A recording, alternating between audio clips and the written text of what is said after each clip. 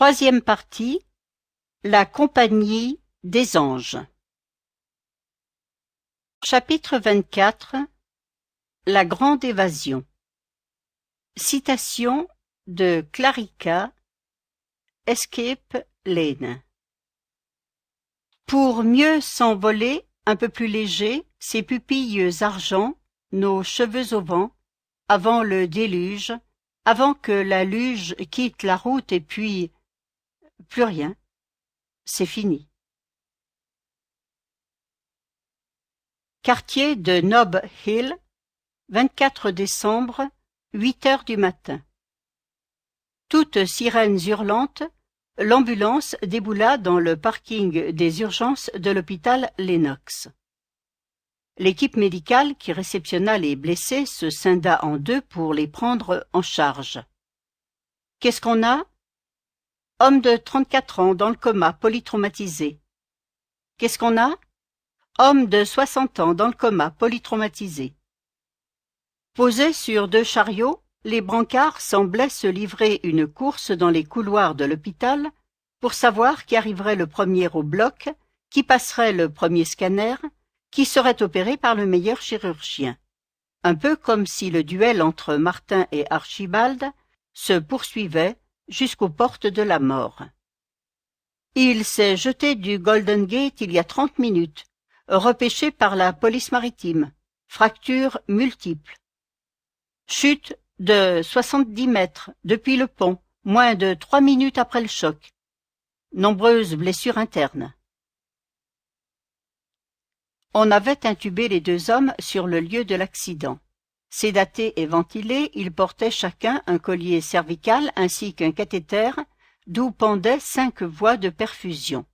Autant de fils ténus qui les reliaient encore à la vie, mais pour combien de temps? Le hasard voulut que ce matin-là, Elliot Cooper, l'un des plus vieux chirurgiens de l'hôpital, traverse à pied le parking des urgences, à l'issue d'une longue nuit de garde, au moment précis où l'ambulance acheminait les deux hommes repêchés dans l'océan après leur chute du haut du Golden Gate. 32 ans plus tôt, Helena, la femme qui l'aimait, s'était jetée du même pont maudit pour mettre fin à ses jours. Depuis, ce symbole de San Francisco exerçait sur lui une fascination douloureuse qui l'avait conduit à militer activement en faveur de l'installation d'une barrière de prévention des suicides au-dessus de la rambarde. Une mesure qui n'avait toujours pas pris effet. Machinalement, Elliot tendit l'oreille et suivit du regard les deux équipes médicales qui s'activaient autour des blessés. Un jeune Français, Martin Beaumont, et un homme de son âge à l'identité inconnue. Une sorte de sixième sens le conduisit à rebrousser chemin pour aller prêter main forte à ses collègues. En tant qu'administrateur de l'hôpital, il savait qu'en cette veille de Noël, le personnel n'était pas nombreux. Mais il devait aussi vérifier quelque chose. Cette silhouette qu'il avait entreaperçue couchée sur la civière, ce profil aquilin, aux cheveux grisonnants, cet homme à l'identité mystérieuse. Se pourrait-il que... Lorsque le chirurgien se pencha sur le second chariot, il reconnut son vieil ami, Archie Blackwell. Immédiatement, Elliot décida de se faire inscrire au tableau des médecins de garde. Il se mit en tenue et juste avant d'éteindre son téléphone portable, il composa le numéro de Gabriel. La boucherie, c'est toujours sur moi que ça tombe. Claire Giuliani, l'une des internes de garde, constatait avec effroi l'étendue des blessures de son patient, un jeune Français à peine plus âgé qu'elle. Les vertèbres et les côtes fracturées, les deux jambes et un pied cassé, la clavicule brisée, la cage thoracique enfoncée, la hanche et l'épaule droite déplacées. Sans parler des lésions internes qu'il fallait traiter dans l'urgence. Éclatement de la rate, rupture de l'intestin. Elliot était catastrophé. La violence du choc était telle qu'elle aurait dû tuer Archibald. Celui-ci était tombé à plat sur le dos, comme s'il avait cherché à protéger Martin et à prendre sur lui le plus gros de la brutalité de l'impact. Il avait le bassin et les vertèbres fracturées, les reins détruits, la rate et la vessie explosées, un œdème cérébral et de multiples lésions internes. Inutile d'être médecin pour comprendre qu'à ce stade, les chances de survie étaient quasi nulles et que même en cas de miracle, les lésions probables à la colonne vertébrale et à la moelle épinière ne permettraient jamais à son ami de remarcher. Midi. Dans le couloir desservant les blocs opératoires, où elle avait eu la permission d'attendre, Gabrielle essayait fébrilement d'apercevoir les gestes des chirurgiens qui, derrière des portes en verre dépolies, tentaient de sauver les deux hommes de sa vie. Même si elle ne savait pas exactement comment Martin et Archibald en étaient venus à effectuer ce saut de la mort depuis le pont, elle était convaincue que cette fin tragique s'inscrivait dans la logique de leur affrontement sans merci. Elle avait refusé de choisir entre les deux. Elle avait voulu les préserver, les rapprocher, les aimer ensemble, mais sans doute y a-t-il des duels dont l'issue inéluctable ne peut être que la mort. 20 heures.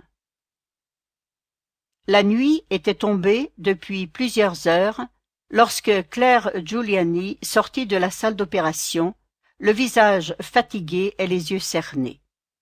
Maussade, elle jeta à la poubelle ses gants et sa blouse, avant de retirer le bonnet de chirurgien qui libéra ses cheveux mouillés par la transpiration. Une mèche violine tomba sur ses yeux, mais elle ne fit rien pour la repousser. Elle prit un café au distributeur et sortit sur le parking. Ce soir, l'air s'était rafraîchi, ce qui n'était pas pour lui déplaire. Elle n'était à San Francisco que depuis quelques semaines, et déjà Manhattan lui manquait. Elle en avait marre de cette prétendue douceur de vivre, de ces gens cool et charmants, de cet esprit positif qui contaminait tout. Elle n'était rien de tout ça, ni cool, ni charmante, ni positive. Elle traînait un mal-être persistant et préférait la rigueur de l'hiver new-yorkais à la tiédeur californienne.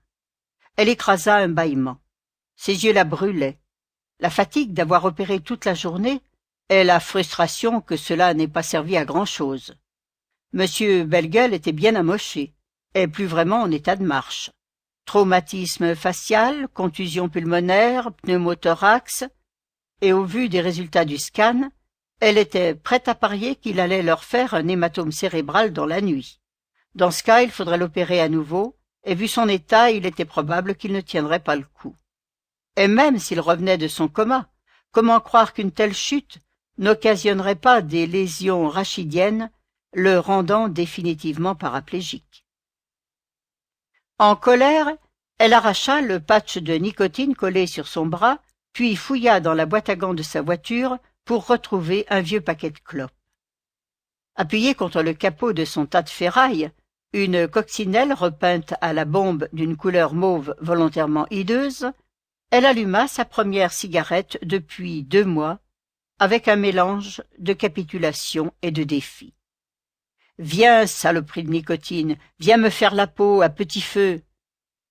Une clope dans la main droite, son téléphone dans la main gauche, la somme de toutes ses addictions.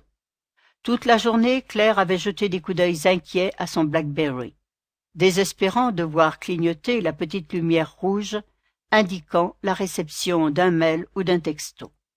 Elle attendait l'appel ou le signe d'un homme, un homme qu'elle avait pourtant fui en quittant New York, un homme qui l'avait aimée, mais auquel elle n'avait jamais dit « je t'aime », un homme avec qui elle s'était mal comportée, un homme qu'elle avait trompé, déçu, blessé, juste pour voir s'il continuerait à l'aimer quand même, juste pour voir s'il était capable d'endurer le pire, parce qu'elle ne savait pas aimer autrement.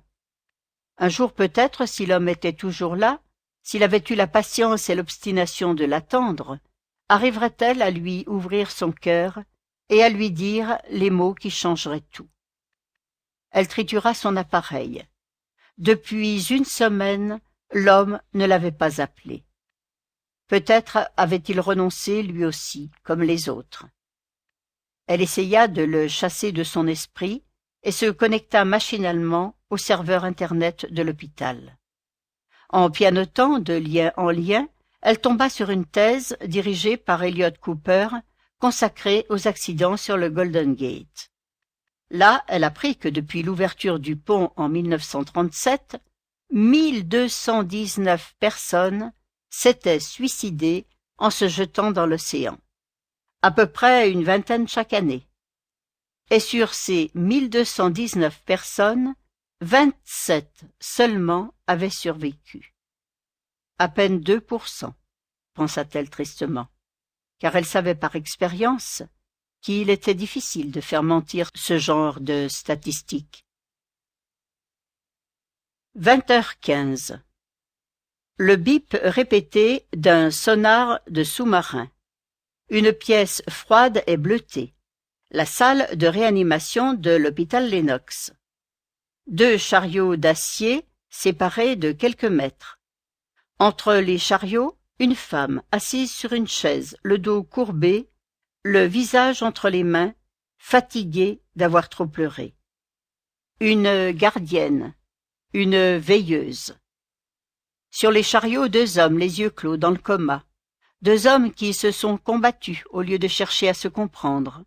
2 hommes qui, chacun à leur façon, aimaient la même femme. Ou plutôt, ne savaient pas comment l'aimer. 20h30. Claire Giuliani écrasa sa dernière cigarette et boutonna son manteau militaire au col jalonné de grosses épingles à nourrice argentées. En théorie, son service était fini. On était le soir du 24 décembre. Elle allait avoir 30 ans.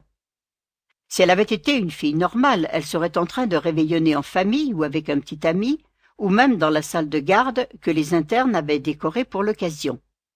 Mais Claire était tout simplement incapable de donner le change. Elle n'aimait que l'exclusivité douloureuse des relations à 2, et à défaut, avait appris à se contenter de la solitude que son métier contribuait à entretenir.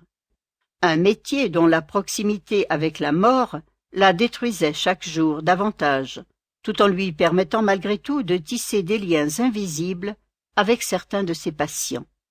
Des liens qui la maintenaient debout, et qui, des soirs comme celui-ci, lui semblaient être son point d'attache avec l'humanité. En apparence, elle avait réussi dans la vie. Elle était chirurgienne, et en y consacrant un peu de temps et d'intérêt, elle aurait pu être jolie, et se la jouer héroïne de la vie quotidienne, façon Grey's Anatomy, corps de flamme et cerveau sexy. Mais elle n'était pas comme ça. À nouveau, elle regarda l'écran de son téléphone, toujours pas de lumière rouge clignotante. Et si elle l'appelait, elle? Si elle prenait le risque de se montrer fragile devant un homme? Elle l'avait fait une fois, il y a très longtemps, et elle en était ressortie en lambeaux, exsangue, aussi dévastée qu'une terre brûlée. Elle s'était promis de ne plus revivre ça. Mais en vieillissant, elle comprenait que si on pouvait toujours composer avec ses remords, il était plus difficile de le faire avec ses regrets. Sur le petit écran, elle fit défiler son carnet d'adresses pour s'arrêter sur le numéro attribué à l'énigmatique « him », lui en anglais. Elle posa un doigt tremblant sur le bouton d'appel, se laissa encore quelques secondes de réflexion, puis, dans un élan du cœur, décida de franchir le pas lorsque une nouvelle ambulance arriva en trombe, s'arrêtant juste devant les portes automatiques pour débarquer une civière où gisait une très jeune fille inanimée, le visage sali par des coulées de mascara. Claire s'approcha. Pourquoi n'y avait-il personne pour réceptionner la blessée? Machinalement, elle se pencha sur le brancard. La gamine portait un jean taille basse, trop basse, un t-shirt rose moulant, trop moulant, orné de l'inscription ambiguë « Ni sainte, ni touche ». « Qu'est-ce qu'on a ?»